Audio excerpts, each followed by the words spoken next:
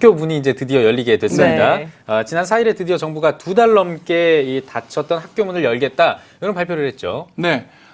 이 소식이 반가운 학생들과 부모들이 있겠지만 반면 좋지만은 않은 학생들도 있을 것 같은데요. 유은혜 부총리 겸 교육부 장관은 4일 오후 정부 서울청사에서 브리핑을 열고 등교 수업 방안을 발표했습니다.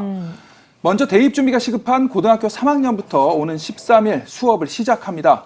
고3은 학기 초에 이루어졌어야 할 진로, 진학 상담이 너무 늦춰졌고 대입 수시 모집용 1학기 학교생활 기록부를 빨리 채워야 하는 등 여러 가지 이유 때문에 이 같은 방안을 내놓은 것으로 보입니다. 네, 6일부터 생활 속 거리두기로 전환하면서 이제 등교 수업을 시작하기로 한 건데요. 다른 학년은 언제 등교하나요? 네, 20일부터 순차적으로 등교 수업을 시작하는데요.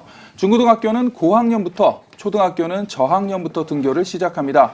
20일 고2, 중3, 그리고 초등학교 1학년과 2학년이 등교하고 27일에는 고1, 중2와 초등학교 3, 4학년이 등교합니다. 네. 마지막으로 6월 1일에는 중학교 1학년과 초등학교 5, 6학년이 등교를 시작합니다. 초등학교 학부모들의 아이돌봄 부담이 한계에 다다랐다는 교육부의 판단으로 초등학교는 저학년부터 등교하게 된 겁니다.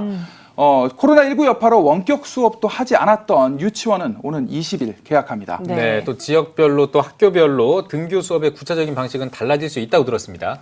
네, 교육부는 지역별 코로나19 추이와 학교별 밀집도 등 여건이 다른 점을 고려했는데요. 학년 학급별 시차 등교, 원격 수업, 등교 수업 병행, 오전 오후반 운영, 그리고 수업 시간 탄력 운영 등 각 시도 교육청과 학교가 자율적으로 결정할 수 있도록 했습니다. 모든 학생이 등교해도 생활 속 거리두기가 가능한 농산어촌 등의 소규모 학교는 13일부터 전학교 등교 수업이 가능하기 때문인데요. 특별시 광역시를 제외한 지역에 60명 이하의 소규모 초등학교, 중학교가 대상입니다. 네, 학교에서 수업을 하게 될 이제 학생들에게 생활 속 거리두기에 대한 지침이 좀 필요할 것 같은데요. 어떻습니까? 네, 아파도 학교 가서 공부하겠다는 열정적인 학구열은 이제 그만 접어둬야 할 것 같습니다.